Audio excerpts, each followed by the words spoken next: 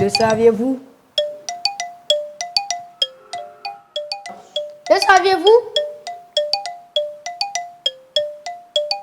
Le savez-vous?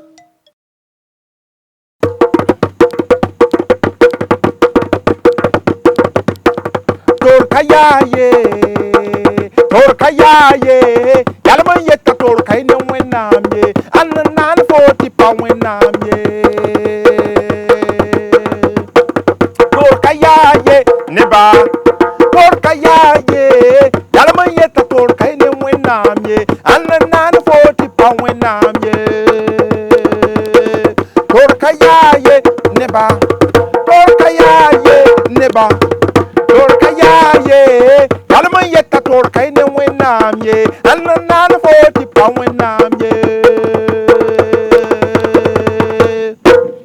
Au commencement était la parole. La parole était avec Dieu. Et la parole était Dieu. Toutes choses ont été faites par elle. Et rien de ce qui a été fait n'a été fait sans elle. En elle était la vie. Et la vie était la lumière des hommes. La parole est venue parmi les siens. Mais les siens ne l'ont pas reçue. Mais à tous ceux qui l'ont reçu, elle a donné le pouvoir de devenir enfants de Dieu, lesquels sont nés non de la volonté de la chair et du sang, mais de la volonté du Saint-Esprit. Chers enfants, si vous avez reçu la parole faite chair, c'est-à-dire Jésus-Christ, vous êtes les enfants les plus heureux de la terre, les enfants les plus merveilleux de la terre. Alors, installez-vous confortablement et nous allons voyager. L'occasion pour moi de vous dire merci, vous qui êtes des millions à nous suivre partout au Burkina Faso et même au-delà même de nos frontières. Je vous aime, je vous aime, je vous aime, je vous aime. Voyageons ensemble dans l'univers du merveilleux. Voyageons ensemble dans l'univers du fantastique. Voyageons ensemble dans l'univers du récit. Voyageons ensemble dans l'univers du fabuleux. Voyageons ensemble dans l'univers du conte. Voyageons ensemble dans l'univers du passé. Voyageons ensemble dans l'univers de l'imaginaire. Voyageons ensemble dans l'univers de l'histoire. Voyageons ensemble dans l'univers de la parole. Car j'ai l'habitude de dire que dans ce monde, beaucoup aiment parler, mais peu de gens parlent de l'auteur de la parole. Alors, moi, je me fais le porte-parole de l'auteur de la parole, c'est-à-dire Wenam, le créateur. Alors, installez-vous confortablement et nous allons prendre notre vol pour aller dans le passé. Ah oui, parce que si on part dans le futur, là, l'histoire n'existe plus. L'histoire, là, c'est dans le passé. Voilà pourquoi nous, on peut raconter ça aujourd'hui. Alors, dans les temps anciens, dans passé là. Dans passé où on disait il était une fois là. Existait un grand pays. Et dans ce grand pays, il y avait un grand village. Et dans ce grand village là, il y avait maintenant des petites cases pour faire le village. Ah oui, parce que beaucoup d'entre vous ne connaissent pas le village. Est-ce que vous connaissez le village? Au village, là, il n'y a pas grande maison avec frigo, avec shawarma, avec hamburger, avec chocolat. Vous connaissez le village? Est-ce que toi, tu connais le village? Est-ce que tu es allé au village cultiver? Non, vous ne partez pas cultiver. Quand les vacances là, vont arriver, là, il faut aller dans les villages pour voir la beauté, pour voir la richesse de votre village. Comme ça, vous aussi, vous pouvez venir dire, ah, moi, dans mon village là s'appelle tant. Et chez nous, là, il y a brochette de couleur dans notre village. Ah oui? Vous pouvez aussi venir dire, ah, nous, dans notre village, là, ah, il y a arachide, là, beaucoup comme ça. Ou bien nous, là, dans notre village, là, ah, on mange benda là-bas, et puis c'est doux, avec beurre de qualité, et puis c'est doux. Ah oui, faut dire à maman, et puis à papa, que oui, vous voulez aller au village, même si c'est pour aller faire 2 jours. Comme ça, vous allez connaître papi, mamie, vous allez connaître les tontons, vous allez connaître le marigot. Voilà. Donc, dans ce village-là, il y avait plusieurs personnes. Ah oui, comme dans tout bon village, il y a plusieurs personnes. Il y a les personnes qui sont bien, il y a les personnes aussi qui sont méchantes, il y a les personnes qui aiment s'amuser avec les enfants, il y a les personnes aussi qui n'aiment pas s'amuser avec les enfants, il y a les personnes qui mangent beaucoup et puis qui ont gros ventre comme ça, il y a les personnes aussi qui ne mangent beaucoup qui sont minces comme ça. Il y a les personnes aussi qui aiment aller cultiver au champ. Il y a les personnes aussi qui sont paresseux. Ah oui, certains d'entre vous sont paresseux. Ah oui, toi par exemple, tu es paresseux. Si tu n'es pas paresseux, est-ce que tu as lavé les plats de maman? Oui, est-ce que tu as nettoyé la maison? Ah oui, est-ce que quand maman t'envoie, est-ce que tu pars? Ah oui, dans les villages aussi, il y avait aussi ces enfants. Et puis aussi, il y a ceux-là aussi qui obéissent à leur papa, à maman. Quand on dit d'aller à gauche, ils vont à gauche. Quand on dit d'aller à droite, ils vont à droite. Quand on dit devant, ils vont devant. Quand on dit de retourner, ils retournent. Il y a ceux aussi qui ne respectent personne. Oui, quand on dit d'aller à gauche, ils vont à droite. Quand on dit d'aller devant, ils vont derrière. Quand on dit de sauter, ils rampent. Quand on dit de ramper, ils sautent. Quand on dit de marcher, ils courent. Quand on dit de courir, il marche. Quand on dit de s'arrêter, il bouge. Quand on dit de bouger, il s'arrête. Ah oui, il y a tout ce monde-là. Mais dans ce village, il y avait une maman. Elle n'avait pas d'enfant. Elle n'avait pas de mari. Son mari est mort. Et puis elle n'a pas d'enfant.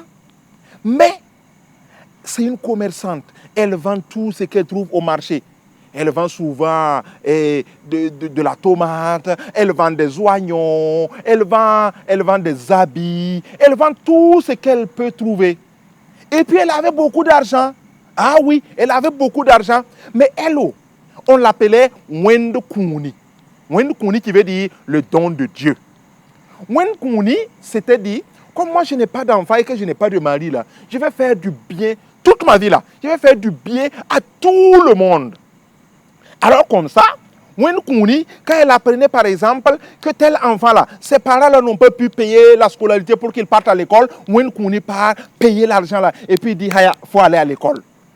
Quand Wende Kuni apprend que cette femme-là, elle n'a pas d'habits pour ses enfants, Wende Kuni achète les habits là et puis Wende Kuni part donner. Et puis dans le village, il y a des gens qui disaient, moi je ne prends pas mon argent, payer, habits donnés aux gens. Comme elle n'est pas intelligente là-haut, comme elle est bête là-haut. C'est pour ça qu'elle fait ça. Son argent, elle va finir. Mais plus on parlait, plus Wende Kuni faisait tout ça. Et quand on demandait à Wende Kuni, mais pourquoi toi tu fais tout ça? Elle dit, tout ce que Dieu m'a donné là, c'est pour que j'aide mes prochains. Les gens disent, en tout cas, moi, si Dieu me donne là, si mon prochain aussi veut, il n'a qu'à aller demander à Dieu, et puis Dieu va lui donner. En tout cas, moi, je ne donne pas, mais cela ne décourageait pas Wende Kuni. Quand Wende Kuni apprenait qu'un enfant est malade, Wende Kuni va aller en brousse, chercher les feuilles, chercher les racines, chercher les écorces, venir bouillir, et puis faire boire à l'enfant, et puis le laver, et puis il recouvre sa santé. Ah oui, chers enfants, au village, là, c'est comme ça, nous, on se soigne. Et puis c'est bien. C'est très bien. Oui, oui, oui. Donc, Wende Kuni faisait ça, et puis il soignait les gens. Et puis Wende Kuni, quand il apprend par exemple qu'une femme a accouché, Wende Kuni fait la bouillie de petit mille. Est-ce que vous connaissez la bouillie encore? Wende Kuni fait la bouillie, et puis elle vient donner. Et puis elle vient donner des habits. Entre-temps, même Wende Kuni regroupait les enfants du village les soirs et puis elle leur raconte des histoires, elle leur dit il faut être bien, il faut être gentil dans la vie il faut travailler, dans la vie il faut éviter les bagarres, dans la vie il faut éviter les injustices, dans la vie il faut éviter la colère, dans la vie il faut être bien, dans la vie il faut être poli, dans la vie il faut être respectueux, dans la vie il faut être responsable. Et tous les parents, et bien Wende Kuni. Et quand Wende Kuni apprend qu'un homme est mort et puis laissé sa femme là, Wende Kuni achète des habits donnés à la femme là. Wende Kuni achète des chaussures données à ses enfants. Et l'histoire continuait comme ça. Et tout le village était au courant de Wende Kuni. Et souvent même là, Wende Kuni même, elle peut préparer sa nourriture comme ça, pour manger. Et puis elle apprend que, dans cette cour-là, il y a eu quelqu'un qui est mort là-bas, donc ils n'ont pas pu préparer. Wende Kuni prend toute sa nourriture, là, à les donner. Et puis les gens la mangent. Tout le monde disait, vraiment le cœur de Wende Kuni là. Vraiment. N'est-ce pas que certains d'entre vous aussi n'aiment pas partager? C'est vrai qu'il y a certains d'entre vous qui aiment partager leur pain. Et moi, je les encourage vraiment. Dieu aime celui qui partage là. Ceux qui ne partagent pas là, Dieu ne va pas vous donner. Mais Wende Kuni, soyez comme Wende Kuni. Wende Kuni donnait. Elle achète les habits. Elle-même là, elle a acheté une machine. Et puis elle coud même les habits. Et puis elle donne aux gens là. Cadeau. Même si tu fais du mal à Wende Kuni te pardonne. Et puis elle te donne les habits là. Et l'histoire a continué comme ça, jusqu'à un moment donné, Wende Kuni est tombé malade. Wenkouni ne peut plus aller au marché. Ah, tout le village était triste. Ah, Wenkouni est malade. Donc les gens sont allés en brousse. Les gens ont cherché des feuilles. Les gens ont cherché des racines. Les gens ont cherché des écorces. Les gens ont cherché tout. Ils sont venus faire boire à Wenkouni. Et puis même les gens là venaient dormir chez Wenkouni. Mais Wenkouni était malade. Wenkouni, les enfants étaient tristes.